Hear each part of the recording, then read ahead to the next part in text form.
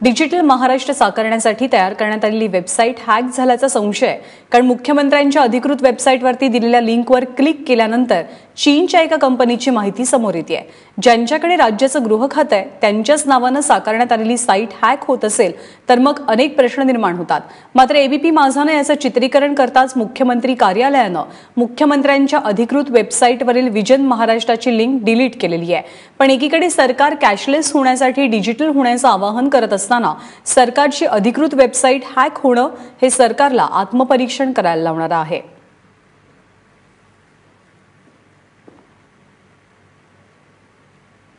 Digital महाराष्ट्राचं स्वप्न दाखवणारे आपले हायटेक मुख्यमंत्री देवेंद्र फडणवीस यांच्या वेबसाईटला भेट दिली तर खरोखरच ते हायटेक महाराष्ट्र कसा हायटेक होऊ शकेल असा प्रश्न पडावा अशी परिस्थिती आहे।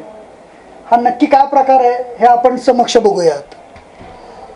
मुख्यमंत्र्यांची अधिकृत वेबसाईट आहे Devendra Fadnavis chief minister of Maharashtra Devendra फडणवीस.in ही आहे मुख्यमंत्र्यांची अधिकृत वेबसाईट। या वेबसाईटवर नजर मारल्यानंतर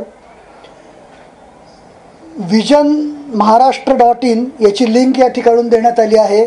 मुख्यमंत्र्यांच्या अधिकृत वेबसाईटवरून महाराष्ट्राचं त्यांचं विजन काय आहे या संदर्भात जाणून घ्यायचा आपण प्रयत्न करूयात। अरे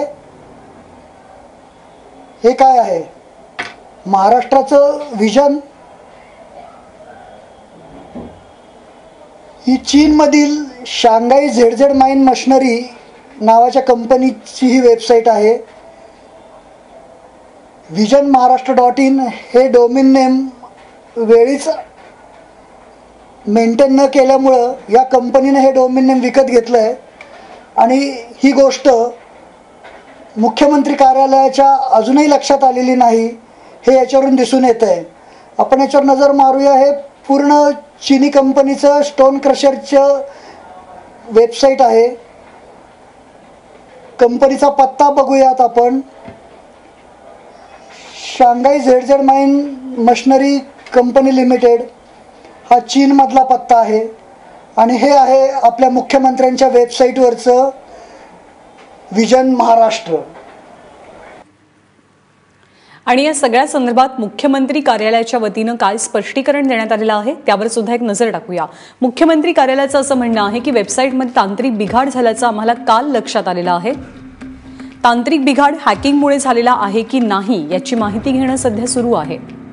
मुख्यमंत्र्यांच्या विजन डॉक्युमेंटच्या वेबसाईटला तांत्रिक बिघाड झालाय।